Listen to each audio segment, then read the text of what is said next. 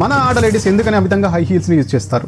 ఇవి నిజంగా హెల్త్ ని ఇంపాక్ట్ చేస్తాయా? ఈ హీల్స్ గురించి ఎన్నో ఇంట్రెస్టింగ్ విషయాలు తెలుసుకోవాలనుకుంటే ఈ వీడియో పూర్తిగా చూసేయండి. ఈ హీల్స్ ని మొదటిగా 15th సెంచరీలో పర్షియాలో ఇన్వెంట్ చేశారు. కానీ అది ఉమెన్స్ కోసం కాదు, వాళ్ళ సోల్జర్స్ కు హార్స్ రైడింగ్ లో గ్రిప్ కోసం హీల్స్ ని క్రియేట్ చేశారు.